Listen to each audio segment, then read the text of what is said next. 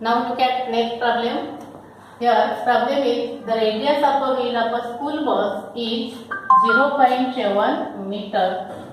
A picnic point for student is at 4.4 kilometers away from his school.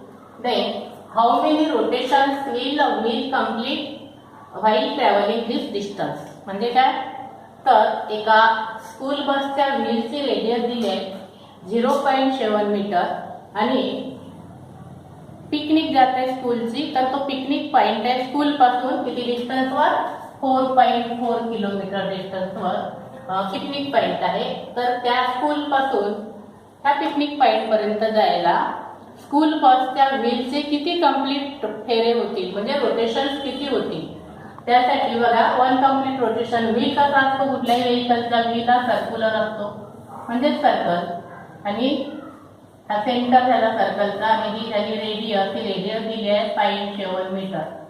Okay म्हणजे हा point पासून हा wheel start झाला त्याचं वन कंप्लीट रोटेशन कसं होईल आता फिरून असा जाईल आणि मग पुन्हा येवर येईल इथे या पॉइंटवर वन कंप्लीट रोटेशन होईल. कळता येईल हे.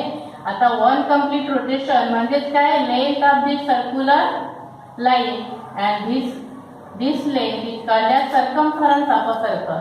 So value of circumference means the value of distance traveled in one complete rotation. समजते का सर्कमफरन्स आपण जो काही कॅल्क्युलेट करूया सर्क्युलर व्हीलचा त्या सर्कमफरन्स इतकं डिस्टन्स ती एका कंप्लीट रोटेशन मध्ये ती व्हील कंप्लीट करेल. ओके आणि त्यानुसार आपल्याला सोडवायचं आहे. ऍक्टिव्हिटीच्या फॉर्म मध्ये उदाहरण दिलं आहे आणि आपल्याला ज्या ब्लँक्स आहेत त्या कॅल्क्युलेट करून भरायच्या आहेत. सुरुवातीला दिलंय radius of a wheel is equal to 0.7 metre आणि त्यावरून आपल्याला डायमीटर इथे काढायचं आहे. डायमीटर म्हणजे काय रेडियसच्या डबल असतो म्हणजे 0.7 चा डबल म्हणजे किती 7 टू चा 14 आणि ते पॉइंट आहे म्हणून 1.4 मीटर 0.7 इंटू 2 1.4 मीटर आलेला डायमीटर. नंतर सर्कमफरन्सचा फॉर्म्युला पाय इंटू डी लिहून दिलेलाच आहे. So circumference denoted by the letter C equal to पायची व्हॅल्यू पुट केली आहे 22/7 इंटू 1.4 मीटर आपण कॅल्क्युलेट केलं ते डायमीटर. ठीक आहे. आता याचं कॅल्क्युलेशन बघा 22/7 इंटू 1.4 बघा 7 1चा 7 इथे भाग जात नाही म्हणून भागाकारात शून्य देऊ आपण नंतर पाय आणि 7 2 चा 40 म्हणजे काय आलं 0.2 इंटू 22 2 ने मल्टिप्लाय करा सरळ 2 इंटू 22 44 आणि पॉइंट आहे म्हणून ते एक नंतर पॉइंट देऊ आणि मीटर म्हणजे आपल्याला सर्कमफरन्स मिळालं 4.4 मीटर. ओके नाउ आधी सांगितल्याप्रमाणे in one complete rotation distance cover means the circumference of the circle. So I have written here in one complete rotation the wheel covers the distance 4.4 metre. 4.4 metre circumference आहे म्हणजे एका rotation मध्ये त्या व्हीलने एवढं distance cover केलंय circumference इतकं. Okay आता किती डिस्टन्स दिलाय आपल्याला एक्झाम्पल मध्ये ते किलोमीटर मध्ये तर आपल्याला आणि हे आपलं जे सर्कमफरन्स मिळालं मीटर मध्ये तर कुठलंही उदाहरण सोडवताना हे जे युनिट्स आहे किलोमीटर मीटर हे सारखे पाहिजे एक तर मीटर किंवा किलोमीटर.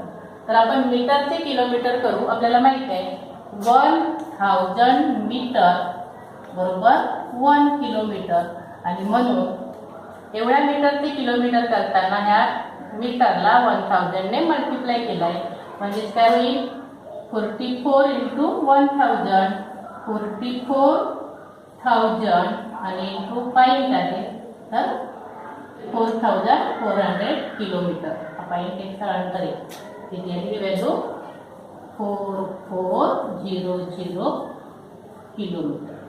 ओके ह्याला in one complete rotation wheel covers the distance 4400 kilometre एका कंप्लीट रोटेशन मध्ये. तर त्या एवढ्या डिस्टन्स कव्हर करायला त्याचे किती रोटेशन होतील ते काढायचं आपल्याला. To calculate the total number of rotation here formula is written distance upon circumference of the circle. तर डिस्टन्स किती आलं आपलं वन कंप्लीट रोटेशन मध्ये 4400 डिवायडेड बाय 4.4. सर्कम्फरन्स आपण कॅल्क्युलेट केला होता 4.4, ते तुम्हाला लिहून दिलेलं आहे. आता हे कॅल्क्युलेशन करायचंय बघा.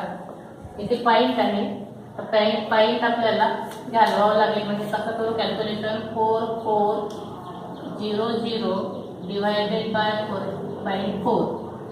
तर याला हा दशांश पॉईंट आहे ज्याची मल्टिप्लाय उजवीकडे सरकवण्यासाठी आपण याला 10 ने मल्टिप्लाय करू, म्हणून ते सुद्धा 10 ने मल्टिप्लाय करू. बरं लक्षात? आणि मग हे होईल 440030 डिवायडेड बाय 44 इंटू 10 म्हणजे 44.0. एक झिरो वाढेल याच्यावरचा. हा पॉईंट इकडे सरकवण्यासाठी आपण याला 10 ने मल्टिप्लाय केलं, इकडे 10 ने मल्टिप्लाय केलं. याच्यावरचा एक झिरो वाढला, याच्यावरचा एक झिरो वाढला, पण हा पॉईंट असल्यामुळे 44.0 झालं, म्हणजे 44. समजतंय? आता 44 वनचा 44 आणि 44 वनचा 44 आणि 30 म्हणजे total number of rotation will be 1000. याचा आन्सर आहे. याचं कॅल्क्युलेशन करून आपल्याला ही व्हॅल्यू मिळते 1000. 1000 is the number of rotation. So a wheel completes 1000 rotation to cover the distance 4.4 kilometers. Okay, in this way we have solved this example.